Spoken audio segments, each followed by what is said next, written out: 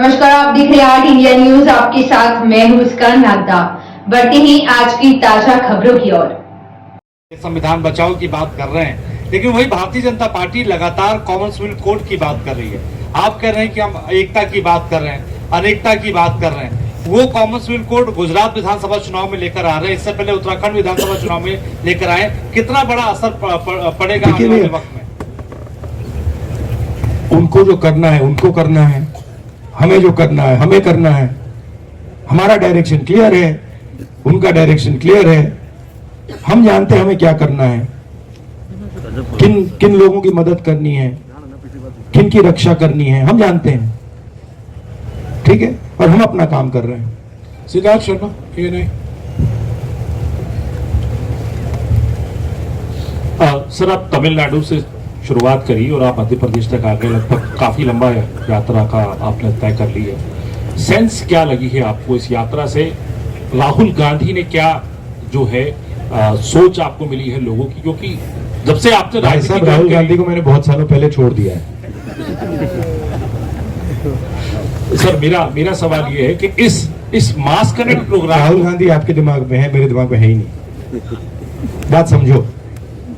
Sir, Gautam Buddha का नाम भी राहुल था। Try and understand. आप अपने देश की, ये देखो ताली बज रही है। समझ गए आप? समझ गए, एक बंदा समझ गया। सर, आपकी देश की फिलॉसफी यही है, इसको समझो आप, फायदा होगा। सर जवाब यही है कि जो आपका जवाब मिल गया। आपका जवाब मिल गया। सवाल तो पूछ ही नहीं पाया था। सोहेल हमीद, ये जो मास कनेक्ट प्रोग्राम है, ये आपको बहुत पहले नहीं शुरू कर देना चाहिए था? चीजें समय से ही होती हैं। जब टाइम आता है तो बात बनती है, उससे पहले नहीं होता। मैंने सोचा था, सबसे पहले मैंने यह यात्रा, जब मैं एग्जैक्टली याद नहीं, बट 25-26 साल का था, फिर मैंने इसकी, जयराम जी को भी नहीं मालूम, मगर इसकी मैंने डिटेल प्लानिंग 1 साल पहले की थी। और फिर कोरोना के कारण, किसी और कारण नहीं हुआ। इस यात्रा के लिए सबसे अच्छा समय अभी है। आखिरी सवाल, सोहेल हमीद, दैनिक हिंदुस्तान। यादव राहुल जी, मेरा आपसे सवाल ये है कि आज जैसा इन्होंने सवाल पूछा कि राहुल गांधी कितने बदले हैं, तो मैं यही सवाल पूछना आपसे चाह रहा था कि सार्वजनिक जीवन में क्या बदलाव आएगा आपके इस यात्रा के बाद? नहीं, देखिए, हर जीव बस बदलता ही रहता है। सिर्फ आरएसएस के लोग सोचते हैं कि जीव बदलता नहीं है। मैं 2-3 चीजें आपको बताता हूं, जयराम जी, आपकी परमिशन से। तो एक तो चल रहे हैं, और जैसे मैंने आपको कहा, किसी का दर्द होता है तो उसका सामना करना पड़ता है। दूसरी बड़ी इंटरेस्टिंग बात होती है कि पेशेंस जो होती है वो ड्रामेटिकली इंक्रीज हो रही है। कि अगर मैं पहले 1-2 घंटे में इरिटेट हो जाता था, अब मैं 8 घंटे में इरिटेट नहीं होता हूं। नहीं, आप हंस रहे हो, मगर ये बहुत बड़ी इंटरेस्टिंग चीज है। क्योंकि अब मुझे यहां धक्का लग जाए, पीछे से खींच लिया, मुझे कुछ फर्क नहीं पड़ता। तो ये दूसरी बड़ी इंटरेस्टिंग चीज है कि जो पेशेंस है वो बढ़ रही है। और तीसरी बात है कि सुनने का तरीका बदल गया है। तो अब अगर कोई व्यक्ति आता है, जिस प्रकार से मैं उसकी आवाज को सुनता हूं, उसका नेचर बदल गया है। मैं ज्यादा उसकी ओर से आवाज को सुनता हूं, मैं अपनी ओर से नहीं, मैं यहां से नहीं देखता हूं, मैं उधर से देखता हूं। तो ये मुझे लग रहा है काफी फायदेमंद चीजें हैं।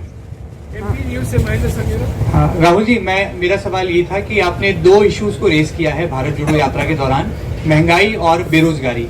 तो बेरोजगारी के मामले में जब हम देखते हैं तो प्राइम मिनिस्टर कहते हैं कि आत्मनिर्भर भारत हो रहा है, प्राइम मिनिस्टर कहते हैं कि एंटरप्रेन्योरशिप को हम बढ़ावा दे रहे हैं। यदि कांग्रेस के पास एक अवसर दिया जनता ने, तो ऐसा कौन सा फॉर्मूला होगा कि इस बेरोजगारी को दूर करने के लिए आप उसको लागू करेंगे, ताकि सही मायनों में आज का जो युवा है, जो भटक रहा है, जो नौजवान है, उसको रोजगार मिल पाए? क्या फॉर्मूला कांग्रेस के पास है?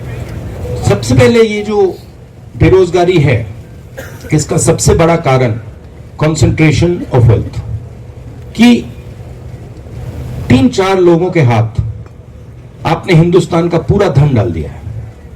जो भी वो करना चाहते हैं, जो भी बिजनेस वो चाहते हैं, वो कर सकते हैं। और हर इंडस्ट्री में वो एक के बाद एक मोनोपोलीज क्रिएट कर रहे हैं। आप हिंदुस्तान के सब इंडस्ट्रीज देख लीजिए, आपको मोनोपोली दिखेगी। टेलीकॉम, रिटेल, इंफ्रास्ट्रक्चर, सब जगह, एयरपोर्ट, स्पोर्ट्स, सब में आपको मोनोपोली दिखेगी। मोनोपोली का क्या मतलब है? मोनोपोली का मतलब है जो स्मॉल एंड मीडियम बिजनेसेस हैं, जो ग्रो कर सकते हैं, उनको आपने खत्म कर दिया। तो जो ग्रोथ पोटेंशियल है, ग्रोथ पोटेंशियल स्मॉल और मीडियम में है, ग्रोथ पोटेंशियल लार्ज में नहीं है। साइज लार्ज में है, but growth potential small and medium है, उसको आपने खत्म कर दिया है। मैं इसमें जाना नहीं चाहता हूं कि किसने क्या कहा, ठीक है। ये दोनों नेता कांग्रेस पार्टी के एसेट्स हैं, मगर मैं आपको एक बात की गारंटी दे सकता हूं कि भारत जोड़ो यात्रा पर इसका कोई असर नहीं पड़ने वाला है। सुप्रिया भारद्वाज, आज तक।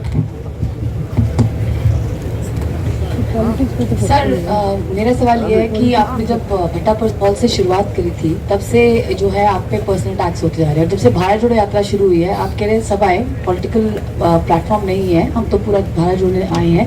कभी आपकी शर्ट को, कभी आपके कंटेनर्स को लेके, अब तो बात बियर्ड से लेके और भी चीज़ों तक पहुंच चुके हैं। इसको जो लगातार हमला हो रहा है, इसको आप कैसे देखते हैं? स्पेशली उस समय जब आप कह रहे हैं कि सभी लोग आए, नॉन पॉलिटिकल है, और दूसरी तरफ जहाँ पे रिगरसली, कंटिन्यूसली हर चीज पे जो है, माइन्यूटली नहीं बल्कि मैसिव लेवल पे पर्सनल अटैक्स हो रहे हैं।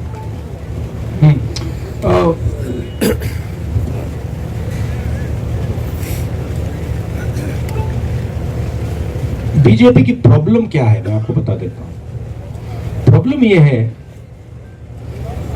और इस यात्रा ने इसको, मैं कह सकता हूं, छोटी तरीके से दिखाया है, बड़े तरीके से नहीं दिखाया, छोटी तरीके से दिखाया, क्योंकि मैंने शुरुआत की है। बीजेपी का प्रॉब्लम है कि उन्होंने हजारों करोड़ रुपए मेरी इमेज को खराब करने में लगा दिए हैं, और मेरी एक यहां पे उन्होंने इमेज बना दी है। अब लोग सोचते हैं कि ये मेरे लिए नुकसानदायक है, मगर एक्चुअली ये मेरे लिए फायदेमंद है। क्यों? क्योंकि सच्चाई मेरे हाथ में है, और सच्चाई को छुपाया नहीं जा सकता है। तो जितना पैसा ये मेरी इमेज को खराब करने में डालेंगे, उतनी शक्ति वो मुझे दे रहे हैं, उतना मैन्यूवरिंग रूम वो मुझे दे रहे हैं। आप देखना, क्योंकि सच्चाई को छुपाया नहीं जा सकता, दबाया नहीं जा सकता है। और जहां तक पर्सनल टैक्स की बात है, पर्सनल अटैक्स इसलिए आते हैं क्योंकि व्यक्ति राजनीतिक पोजीशन लेता है। अगर आप बड़ी शक्तियों से लड़ोगे तो पर्सनल अटैक आएगा। अगर आप किसी शक्ति से लड़ नहीं रहे हो, अगर आप ऐसी फ्लोट कर रहे हो, तो पर्सनल अटैक नहीं आएगा। तो मैं जानता हूं, जब मेरे पर पर्सनल अटैक आता है तो मैं सही काम कर रहा हूं, मैं सही डायरेक्शन पे चल रहा हूं।